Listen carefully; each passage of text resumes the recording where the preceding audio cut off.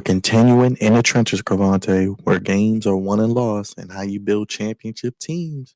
And we take a look at a local kid, another one, who played with the guy who may go number one in the draft in high school, Olu Fashanu, out of Penn State.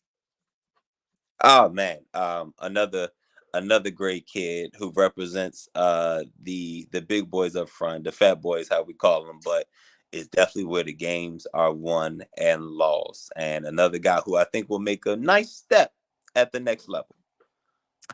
Out of Waldorf, Maryland, Olu is 6'6", junior, redshirt, 312, 8.5-inch hands, 34.5-inch arms, 5'11", 40, 1.77 10-yard split, 32-inch vertical, 9.1-inch broad jump, 2020 redshirt, 2021 played in 9 games, 1 started left tackle, 2022 second team All Big Ten, named team's top offensive lineman, started 8 games at left tackle, missed the rest of the season due to injury. In 2023, he was a first team All American, Big Ten Conference Offensive Lineman of the Year, and he was a finalist for the academic Heisman, started 12 games.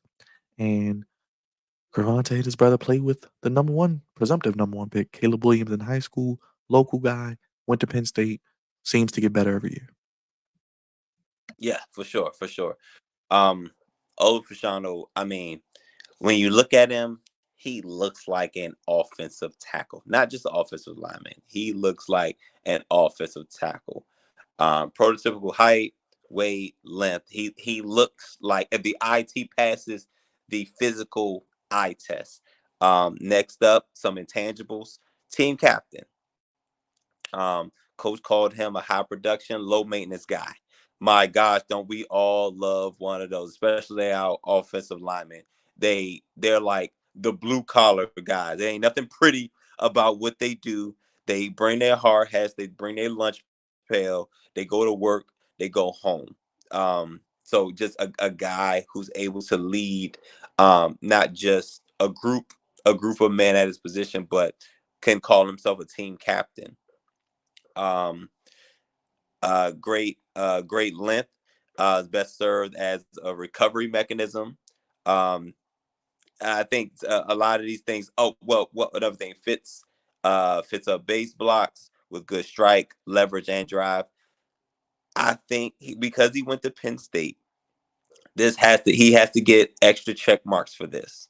He played against Chop Robinson, one of the guys who's going to be drafted pretty high, as one of the best edge rushers in this draft, and also play a little Michael Parsons as well. So we all see what Michael Parsons able to do in the NFL ranks, and there's absolutely nothing to sneeze at. And he was able to well, we weren't able to see the practices, but that's some good work if you're going up against those type of elite brothers to prepare for the next level. What do you see pro comp, and is he the first tackle to go, Crevonte? I know we're going to get a lot of offensive players taken, quarterbacks, receivers, offensive lineman, Brock Bowers, we talked about him. Is he the first offensive lineman to go, and is a pro comp for him? Um Pro comp, I see a couple things, maybe a little Cam Robinson, maybe a little DeBrickashaw Ferguson. Just as far as like build and strength is concerned. Um and at the next, what was your other question? Sorry about that. Muted myself. How do you feel about him? Where does he maybe get drafted? Top 10, top 15 in pro Oh, as comp? far as oh yes, yes. Any weaknesses He to any goals on is it's interesting because okay, so it's interesting because at the beginning of the year, I I would have said he was OT1, offensive tackle number one. Um, and then a brother by the name of, and we'll get into him later. Well, if we haven't done so, depending on what order you watch this, um, Joe Alt. So him and Joe Alt was going back and forth. Um, O2, I mean OT1, OT2. So, but Joe Alt has got a little bit more hype and a little bit more traction. I'm going into the draft. So I'll say at the lowest, at the least, I think he should be OT2, and get to a couple weaknesses.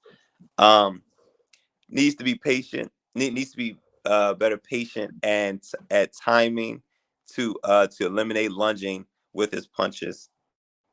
Forward leans into rushes will get him countered as a pro. So again, talk about the next level. Inconsistent sliding, overstepping landmarks, diminishing leverage and control as a run blocker. Um, so yeah, he's definitely not a finished product. He started for 2 years, which is a good sign.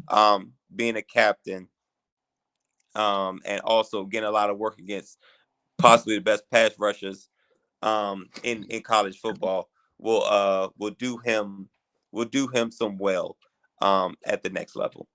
Um, so yeah. What do you think about you gotta love smart guys, especially offensive linemen. One was a nation's finalist for the academic Heisman, and a guy who, like I said, got better, played 4 years, finalist for the William V. Campbell Trophy. Any team that he jumps out to that could take him up? You said he might be O tackle number two. So while as the year was going on, when the Commanders were not at two, he could have gone to the Commanders somewhere around. I forgot where we were at the time. Maybe like 4 or 5. We were somewhere down there. Um, I I I wanted him. You know, between him and Joe Alt, we needed a lineman. But then when it got crazy and we went all the way to two, it's like, all right, it might be quarterback now. Um, Olu, the Giants should, and the Giants probably should, but bust a move. But they're probably either going to trade the pick or get a pass catcher. And Tennessee at 7. I'm hearing Joe Alt a lot for Tennessee, and which means if Olu Fashanu falls, somebody's going to get him at a lot and get a lot of good value out of him. So we talked about the Jets, Vikings. Now the Vikings and Broncos are probably going to get quarterbacks. We have the Raiders, probably pass catcher. Who knows? Maybe New Orleans, Indianapolis. Somebody's going to get a lot of value out of Olu Fashanu, but he's going to fall into somebody's lap because of the run and of high level like athletes with like Marvin Harrison, Malik Neighbors, Romo Dunze, like 3 or 4 quarterbacks. So Olu Fashanu is probably going to fall somewhere to probably the mid first round. And the mid first round looking right now is the Indianapolis Colts, New Orleans Saints, and Seattle Seahawks. Any final thoughts on Mr. Olu and looking like he's going to be a day one starter for someone? I will say he's probably the best pass protector, the best pure pass protector in the draft.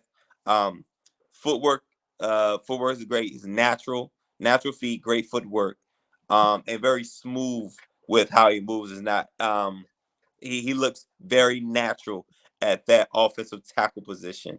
So he just needs a coach to coach him up and make sure he's tight because he's going to struggle a little bit at the next level, but he has all the tools to be a Pro Bowl perennial All Pro at the next level. Well, Crevonte, you are an all pro yourself, my brother, and we will continue these draft profiles on the Flex Zone. Only place giving you that sports how you want it. When you need it. We'll be back with more draft profiles and check out all the other ones. Damn it, we've been working hard for you here on the Flex Zone podcast.